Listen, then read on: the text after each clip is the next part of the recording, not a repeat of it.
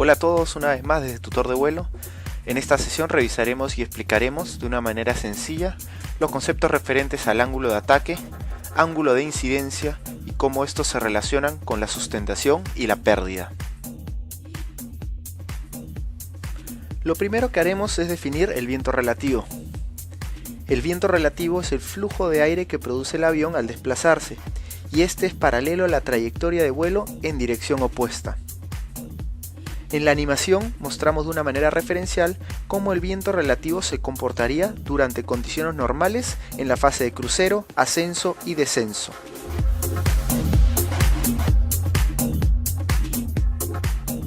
Antes de explicar qué es el ángulo de incidencia, me gustaría explicar lo que se denomina la cuerda del ala. La cuerda del ala se define como la línea imaginaria que une el borde de salida con el centro de la curvatura del borde de ataque del ala, y que la podemos ver como una línea amarilla en la figura que mostramos. Sabiendo esto, podemos definir al ángulo de incidencia como el ángulo que se forma entre la cuerda del ala y el eje longitudinal del avión.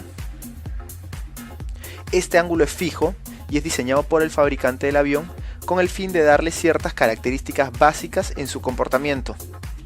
Cabe resaltar que este ángulo no puede ser modificado por el piloto.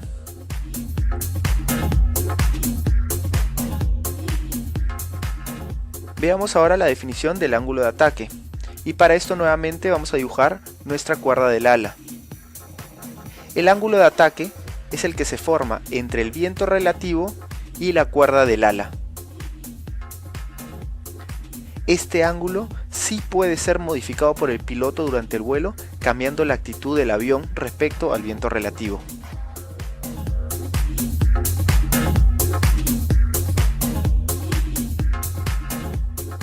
¿Cómo se relaciona el ángulo de ataque con la sustentación? Veamos esto a través de un simple gráfico. Vamos a ver en el gráfico que al incrementar el ángulo de ataque, incrementamos el coeficiente de sustentación y por lo tanto vamos a aumentar la sustentación total generada por el ala.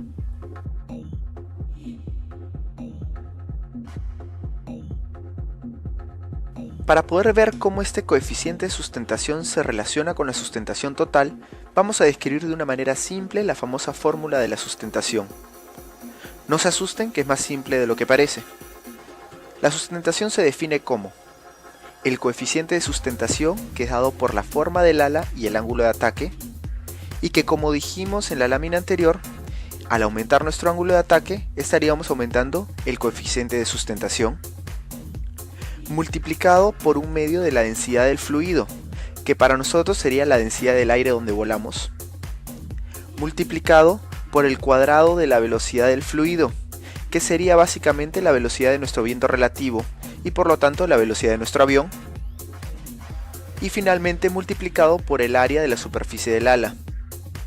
Para entender mejor cómo funciona esta fórmula, vamos a jugar un poco con ella.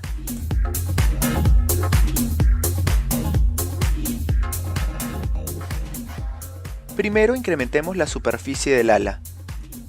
Si aumentamos esta superficie, como podemos ver en la fórmula, la cantidad de sustentación total también va a aumentar. Un claro ejemplo de esto son los planeadores, que aprovechan su gran superficie alar para mantenerse más tiempo en el aire, aprovechando simples corrientes de aire sin necesidad de empuje adicional.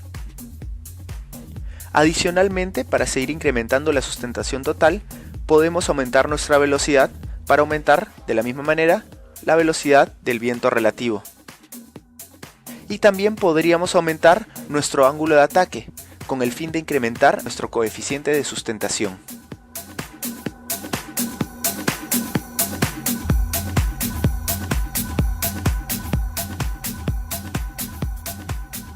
Como dicen algunos y muchas veces tiene razón, no todo es tan bonito como parece.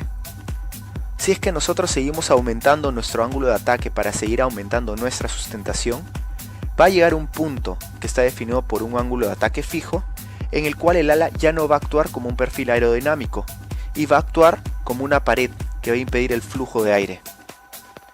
Es este punto en el que nosotros empezamos a entrar en pérdida, donde efectivamente, como dice su nombre, el ala pierde la sustentación que estaba generando y por lo tanto el avión no podrá seguir volando. Como vemos en el gráfico, a medida que aumentamos el ángulo de ataque, efectivamente aumenta el coeficiente de sustentación. Sin embargo, llega un punto en el cual la sustentación es máxima, y si seguimos aumentando el ángulo de ataque, la sustentación ya no aumenta, sino que empieza a disminuir. Este punto es al que le llamamos ángulo de ataque crítico, y es donde empezamos a entrar en pérdida.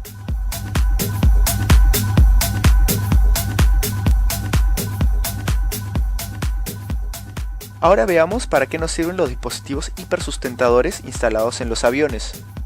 Cabe resaltar que existen varios tipos de estos dispositivos, pero vamos a ver los dos más conocidos. En un ala completamente limpia sabemos cómo es que se comporta la sustentación. Al aumentar el ángulo de ataque, la sustentación aumenta hasta que llegamos al ángulo de ataque crítico, donde tenemos la máxima sustentación y luego esto empieza a disminuir. Si es que a esta ala le incorporamos los flaps, vamos a aumentar la superficie y la curvatura al final del ala. Por lo tanto, como vemos en el gráfico, vamos a tener un mayor coeficiente de sustentación para un mismo ángulo de ataque que en un ala sin este dispositivo. Si es que a esta ala adicionalmente le incorporamos slats, vamos a aumentar la curvatura del borde de ataque del ala. Esta curvatura adicional cambia las propiedades del ala y nos va a permitir que podamos llegar a un ángulo de ataque crítico mayor al normal. Y debido a esto, vamos a poder volar a menores velocidades y generar la misma cantidad de sustentación total, compensando la baja velocidad del avión con un mayor ángulo de ataque.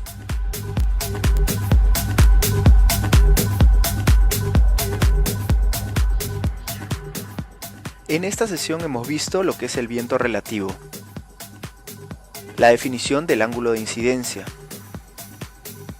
qué es el ángulo de ataque y cómo se relaciona con el coeficiente de sustentación. Hemos revisado la fórmula de la sustentación. Vimos qué es el ángulo de ataque crítico y cuándo es que se produce la pérdida. Y finalmente hemos revisado qué son los dispositivos hipersustentadores y cómo algunos de estos trabajan.